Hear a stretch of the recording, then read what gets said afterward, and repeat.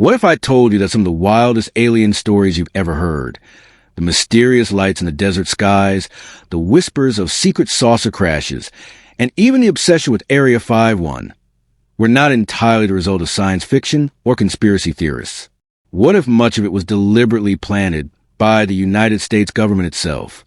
For decades, the Pentagon quietly fueled UFO rumors, spreading carefully crafted disinformation not to confirm aliens, but conceal something else entirely. And the real story might just be stranger than the myths. Today, we're going to uncover how decades of secrecy, deception, and disinformation campaigns shaped America's alien beliefs, and why the truth matters now more than ever. The birth of the UFO age. To understand how this all began, we need to go back to the late 1940s. World War II had just ended, and the Cold War was heating up. The United States was racing against the Soviet Union to build more advanced weapons, aircraft, and surveillance systems. In 1947, a pilot named Kenneth Arnold reported seeing 9 mysterious objects flying, like saucers skipping on water near Mount Rainier, Washington. The press jumped on his story, and suddenly the phrase, flying saucer, was born. Just weeks later, came the now infamous Roswell incident, when debris for what the military later called a weather balloon was recovered in New Mexico. For the public, Roswell was proof that aliens might have landed on Earth. But for the Pentagon, the UFO craze was a golden opportunity. Instead of shutting down the rumors, officials quietly realized that letting people believe in aliens could be useful. If people thought mysterious lights or secret test flights were flying saucers, they weren't thinking about advanced spy planes or nuclear projects. And so began a decades-long dance between government secrecy and public fascination. The Cold War and the UFO smokescreen. By the 1950s and 60s, America was deep in the Cold War. The U.S. military was testing experimental aircraft like the U-2 spy plane and the State Route 71 Blackbird, aircraft so advanced they looked like science fiction. Civilians and even airline pilots frequently reported seeing strange objects at high altitudes or moving at impossible speeds. And what did the Air Force often say? Unidentified flying objects. Behind the scenes, the Pentagon knew exactly what people were seeing. Secret reconnaissance flights meant to monitor the Soviet Union. But they leaned into the UFO explanation. UFO myths became a convenient smokescreen, deflecting attention away from classified military programs. To the average American, those lights in the sky might be alien visitors.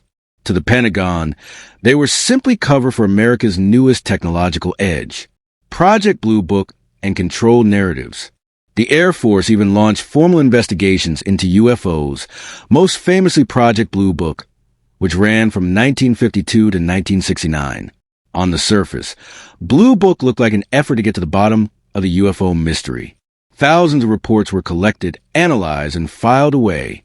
But historians now argue that Blue Book was as much about managing public perception as it was about actual research. Out of over 12,000 cases, the vast majority were explained as balloons, whether phenomena or misidentified aircraft. Only a small fraction remained unexplained. The Air Force presented itself as transparent, but in reality, it carefully controlled the narrative. UFO enthusiasts were painted as eccentric or unreliable, while the public was reassured that nothing posed a real threat. Meanwhile, classified projects continued in the shadows, hidden in plain sight under the UFO umbrella. Area 51 and the rise of the alien mythos. If one location embodies a UFO legend, it's Area 51. Established in the Nevada desert during the 1950s, Area 51 became the testing ground for America's most secret aircraft, including the U-2 and later stealth technology. Locals frequently spotted strange aircraft performing maneuvers far beyond anything known at the time.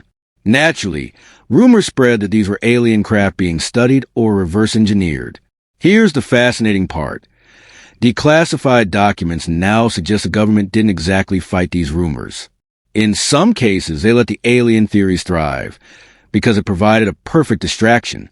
If the Soviets heard whispers of UFOs, they might underestimate or misinterpret America's real technological capabilities. For the Pentagon, alien rumors were free disinformation, implausible enough to hide the truth in plain sight. The age of misinformation.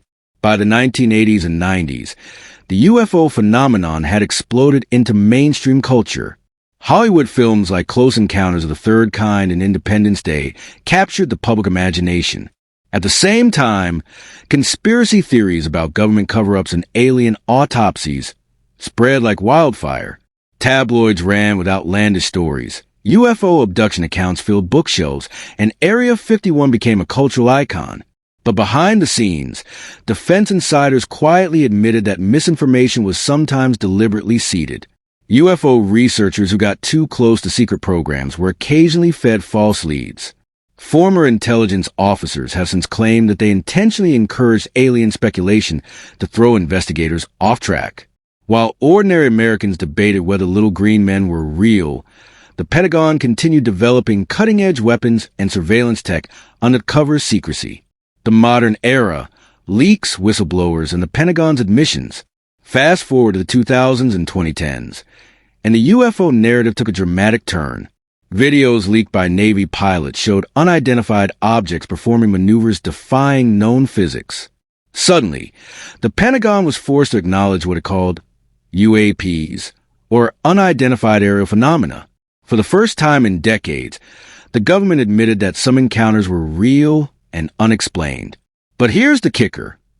Even as officials confirmed UAP sightings, they also admitted something else, that the Pentagon had a long history of spreading disinformation about UFOs.